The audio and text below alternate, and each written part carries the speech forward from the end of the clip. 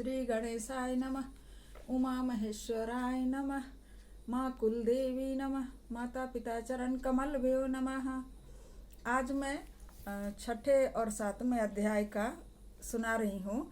इसमें शिव पुराण के श्रवण की विधि तथा श्रोताओं के पालन करने योग्य नियमों के बारे में वर्णन किया गया है। सौनक जी कहते हैं, महाप्राज्ञ व्यास शिष्य सूत जी, आपको नमस्कार है। आप धन्य हैं, शिव भक्तों में श्रेष्ठ हैं, आपके महान गुण वर्णन करने योग्य हैं। अब आप कल्याण में शिव पुराण के श्रवण की विधि बतलाइए, जिससे सभी श्रोताओं को संपूर्ण उत्तम फल की प्राप्ति हो सके। सूत जी ने कहा, मुने शौनक, अब मैं तुम्हें संपूर्ण फल की प्राप्ति के लिए शिव पुराण के श्रवण की विधि बता रहा हूँ। पहले किसी ज्योतिषी को बुलाकर दान मान से संतुष्ट करके अपने सहयोगी लोगों के साथ बैठकर बिना किसी विघ्न बाधा के कथा की समाप्ति होने के उद्देश्य से शुद्ध मुहूर्त का अनुसंधान कराएं और प्रयत्न पूर्वक देश विदेश में स्थान स्थान पर यह संदेश भेजें कि हमारे यहाँ शिव पुराण की कथा होने वाली है।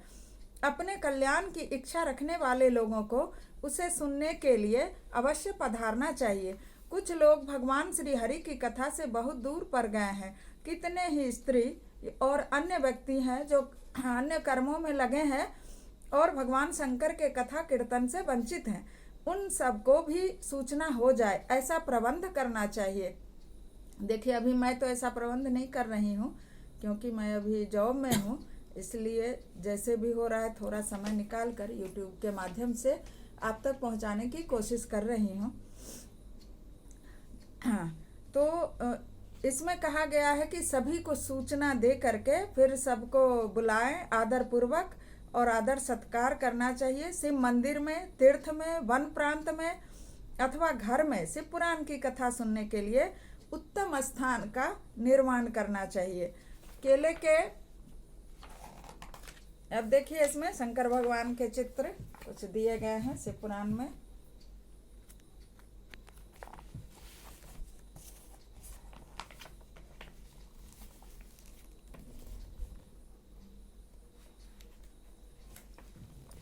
भगवान के दर्शन करा रही हूँ मैं।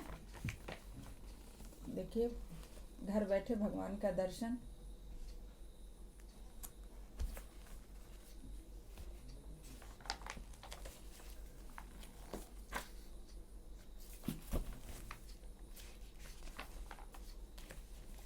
तो खंभों से सुशोभित एक ऊंचा कथा मंडप तैयार कराएं।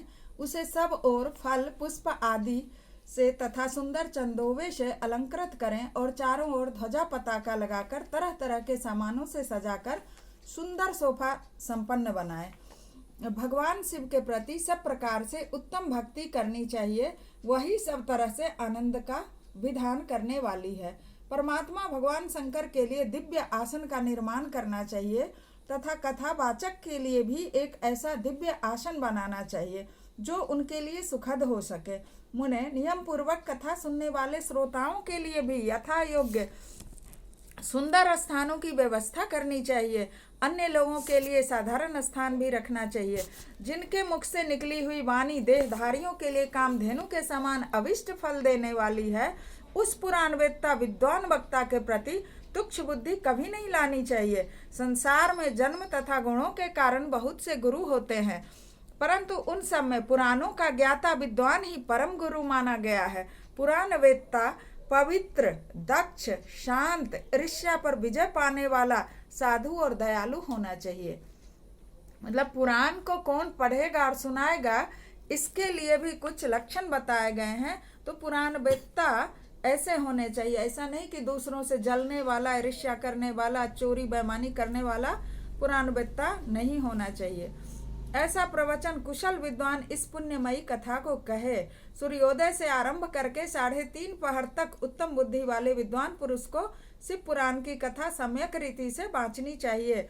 मध्याह्न काल में 2 घड़ी तक कथा बंद रखनी चाहिए, जिससे कथा कीर्तन से अवकाश पाकर लोग मलमूत्र का त्याग आदि कर सकें।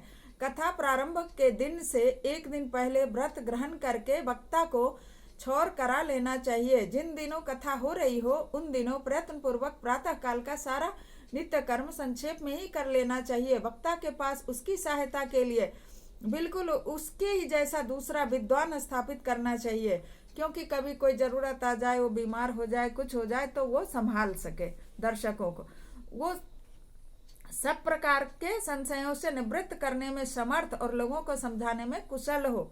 कथा में आने वाले विघ्नों की निवृत्ति के लिए सबसे पहले गणेश जी का पूजन करना चाहिए। कथा के स्वामी भगवान शिव की तथा विशेषतः शिव पुराण की पुस्तक की भक्ति भाव से पूजन करना चाहिए। तत्पश्चात उत्तम बुद्धि वाला श्रोता तन मन से शुद्ध एवं प्रसन्न चित्त हो आदर पूर्वक शिव पुराण की कथा सुने। जो वक्ता और श्रोता अनेक प्रकार के कर्मों में भटक रहे हों, काम आदि 6 विकारों से युक्त हों, स्त्री में आसक्ति रखते हों और पाखंड पूर्ण बातें कहते हों, वो पुण्य के भागी नहीं होंगे, भले ही वो कथा सुन लें। जो लौकिक चिंता, धन, ग्रह, पुत्र आदि की चिंता को लेकर कथा में बैठेगा तो वो भी इसका फल नहीं पाएगा। शुद्ध बुद्धि होकर पुरुषों को उत्तम फल की प्राप्ति होगी। जो श्रोता श्रद्धा और भक्ति से युक्त है, दूसरे कर्मों में मन नहीं लगाते और मौन, पवित्र एवं उद्वेग शून्य होकर के कथा को सुनते हैं, वही पुण्य के भागी होते हैं। कथा सुनने तो 10 लाख लोग जाते हैं, तो सब पुण्य के भागी हो जाएंगे क्या? वहां बैठ के दूसरों की बुराई करेंगे तो क्या होगा? सूत जी बोले, शौनक, अब शिव पुराण सुनने का व्रत लेने वाले पुरुषों के लिए जो नियम है उन्हें भक्ति पूर्वक सुनो। नियम पूर्वक इस श्रेष्ठ कथा को सुनने से बिना किसी विघ्न बाधा के उत्तम फल की प्राप्ति होती है। जो लोग दीक्षा से रहित है उनका कथा श्रवण में अधिकार नहीं है। अतः मुने, कथा सुनने की इच्छा वाले सब लोगों को पहले दीक्षा ग्रहण करनी चाहिए। अब जो दीक्षा नहीं ग्रहण किए हैं वो किसी देवता को, जैसे हनुमान जी को अपना गुरु मान सकते हैं, शिव को मान सकते हैं और कथा सुन सकते हैं। जो लोग नियम से कथा सुने उन्हें ब्रह्मचर्य से रहना चाहिए, भूमि पर सोना चाहिए, पत्तल में खाना चाहिए। ये सब उस समय के आधार पर इस पुस्तक में लिखा गया है, तो जितना संभव है उतना ही करे। भूमि पर सोए और सांप काट ले तो वो अपने बुद्धि से भी थोड़ा लगाना पड़ेगा कि कैसे करना है। और जिसमें शक्ति हो वह पुराण की समाप्ति तक उपवास करके शुद्धता पूर्वक भक्ति भाव से उत्तम शिव पुराण को सुने। इस कथा का व्रत लेने वाले पुरुष को प्रतिदिन एक ही बार हविष्यान्न भोजन करना चाहिए। जिस प्रकार से कथा श्रवण का नियम सुखपूर्वक सध सके वैसे ही करना चाहिए। गरिष्ठ अन्न, दाल, जला अन्न, शेम, मसूर, भाव दूषित बासी अन्न को खाकर कथाव्रती पुरुष कभी कथा को ना सुने। जिसने कथा का व्रत ले रखा हो वह व्यक्ति प्याज, लहसुन, हिंग, गाजर, मादक वस्तु तथा आमिष कही जाने वाली वस्तुओं को त्याग दें। कथा का व्रत लेने वाला पुरुष काम, क्रोध आदि 6 विकारों को, ब्राह्मणों की निंदा को तथा पतिव्रता और साधु संतों की निंदा को भी त्याग दे। कथा व्रती पुरुष प्रतिदिन सत्य, शौच, दया, मौन, सरलता, विनय तथा हार्दिक उदारता, इन सद्गुणों को सदा अपनाए रहे। देखिए, बार बार मौन शब्द का प्रयोग होता है, तो कथा में या आप किसी इष्ट की पूजा कर रहे हैं तो उसमें मौन का बहुत बड़ा महत्व है। मौन धारण करना चाहिए, एक बहुत बड़ा सद्गुण है। कम से कम 10 मिनट, 5 मिनट, 2 घंटे जब तक कथा हो रहा है इतना तो होना चाहिए। श्रोता निष्काम हो या सकाम नियम पूर्वक कथा सुने। सकाम पुरुष अपनी अभीष्ट कामना को प्राप्त करता है और निष्काम पुरुष मोक्ष पा लेता है। दरिद्र, क्षय रोगी, पापी, भाग्यहीन, संतान रहित पुरुष इस उत्तम कथा को जरूर सुने। काकबंधिया स्त्री जो 7 प्रकार की दुष्टा स्त्रियों में आती हैं वो भी इस कथा को सुने। जिनका गर्भ गिर जा रहा है वो भी स्त्री इस कथा को सुने।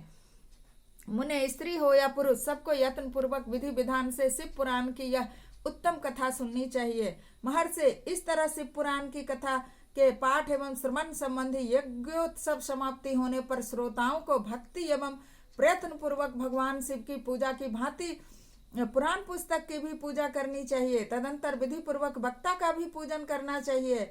पुस्तक को आच्छादित करने के लिए नवीन ये सुंदर वस्त्र बनावें, उन्हें बांधने के लिए दिव्य डोरी लगावें, फिर उसका विधिवत पूजन करें। मुनि श्रेष्ठ, इस प्रकार महान उत्सव के साथ पुस्तक एवं वक्ता की विधिवत पूजा करके वक्ता की सहायता लिए हुए के लिए स्थापित हुए पंडित का भी उसी के अनुसार धन आदि से संतुष्ट करें।